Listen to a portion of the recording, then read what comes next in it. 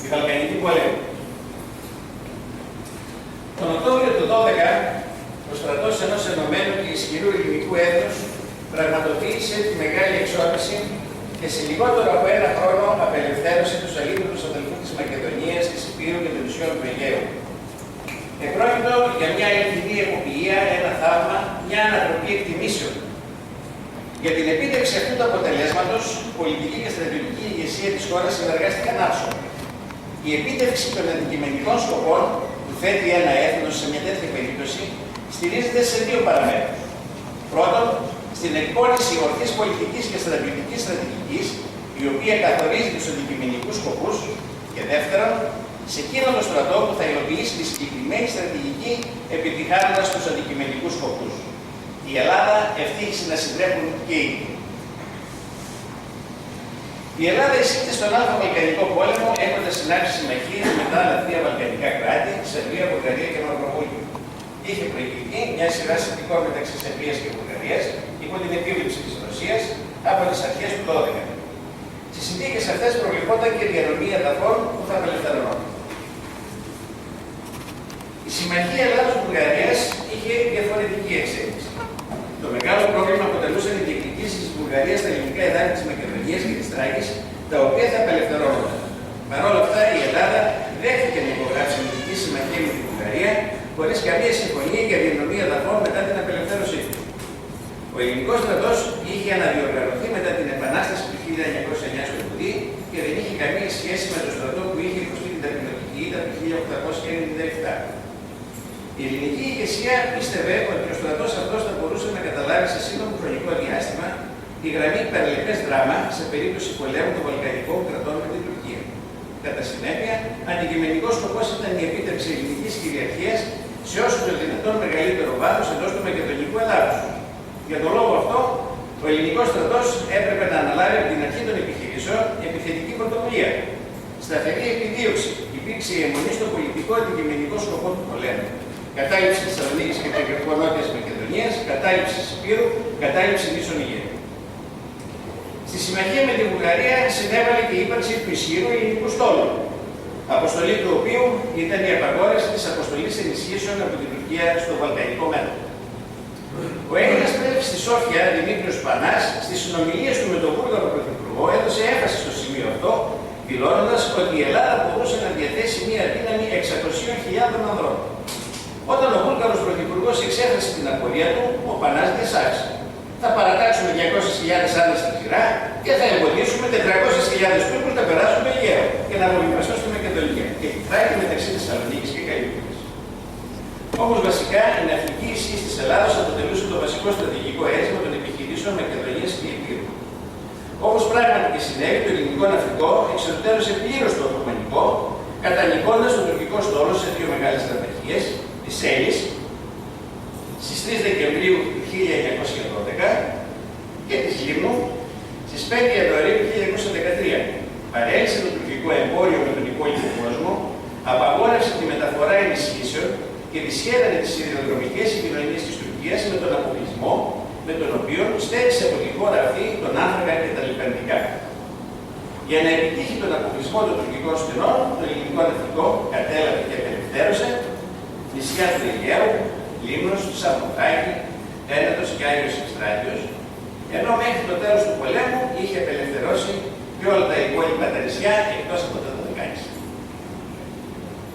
Με την έναρξη του πολέμου, ο ελληνικός στρατός χωρίστηκε σε δύο τμήματα, στη στρατιά Θεσσαλίας και στη στρατιά Υπήρου.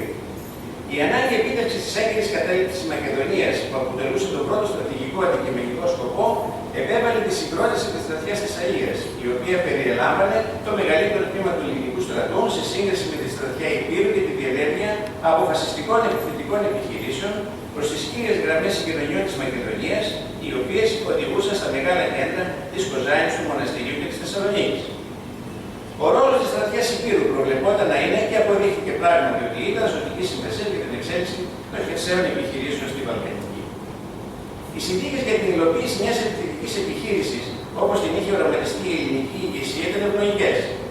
Το μεγαλύτερο τμήμα του Οθωμανικού στρατού βρισκόταν στο μέτωπο με τη Σερβία και τη Βουλγαρία, ενώ ο ελληνικός στόλος είχε διακόψει τις θαλάσσιες συγκοινωνίες στο Αιγαίο, παρεμποδίζοντας έτσι την διαθαλάσσια ενίσχυση του τουρκικού στρατού κυβέρνησης και Υπουργός Στρατιωτικών Ελευθέριος Βενιζέλος, εξέδωσε διαταγή προς τον αρχηγό στρατιάς Θεσσαλίας, Διάδοχο Κωνσταντίνο, να αναλάβει ενεργό επίδειξη από τη στιγμή που τα άρχισαν οι εκδοχές.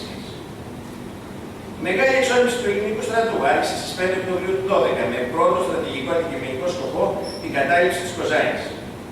Ξεκινώντας από τα παλιά σύνορα της Ελλάδος, το σύνολο της στρατιάς Θεσσαλίας, 6 μεραρχίες Περσικού και 1 δεξιαρχιετικού, κινήθηκε προς την κατεύθυνση της Κοζάνης. Η πρώτη φάση των επιχειρήσεων προέβλεπε τη διάβαση των ωραίων πιέρια και κάσια για να καταλάβει ο στρατός τον συγκοινωνιακό κόπο της Κοζάνης. Για να επιτευχθεί αυτός ο αντικειμενικός σκοπός, έπρεπε να ειδηθούν οι τουρκικές δυνάμεις που αμήνονταν στην περιοχή, ο κύριος όγκος των οποίων ήταν οχυρωμένος στα στενά του Σαρανταχώρου. Τοποθεσία που ο οργανωτής του Οθωμανικού στρατού, Γερμανός στρατηγός Φόντερ Κόλτς, είχε χαρακτηρίσει τον τάφο του ελληνικού στρατού.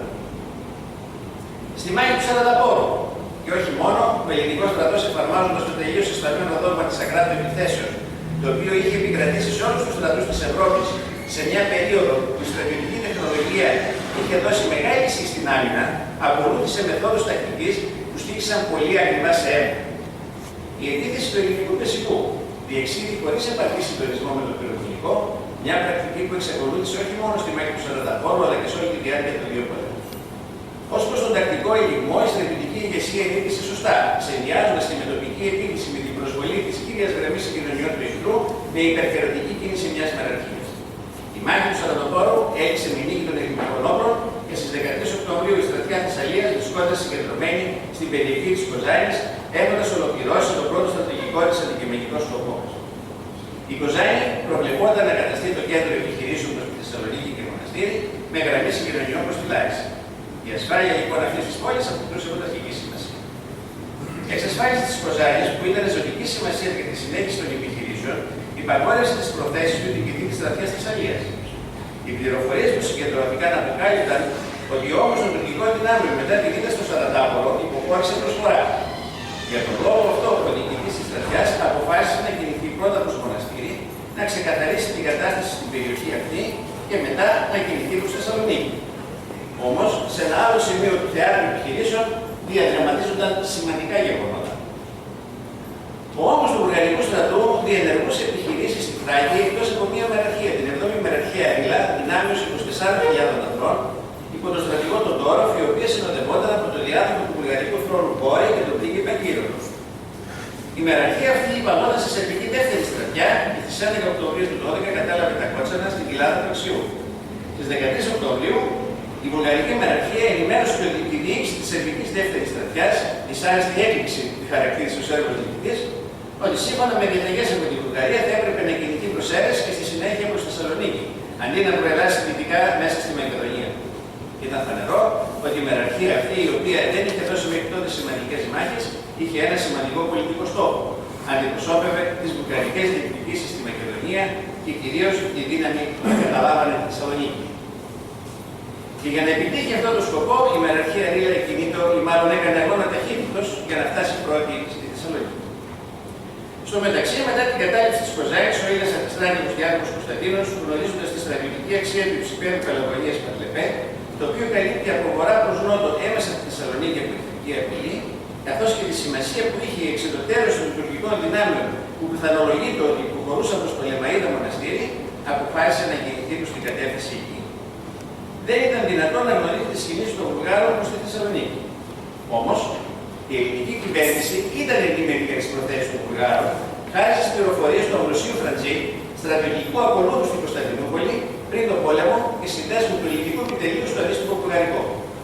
Ο Φραντζής παρέσυρε τον Βούλγαρο ομόλογό του, τον Παλτζίκοφ, σε δείπνο, κατά τη διάρκεια του οποίου έρευσε άφθονο κρασί που έλυσε τη γλώσσα του Βούλγαρου, ο οποίος προέβησε πολλές αποκαλύψεις.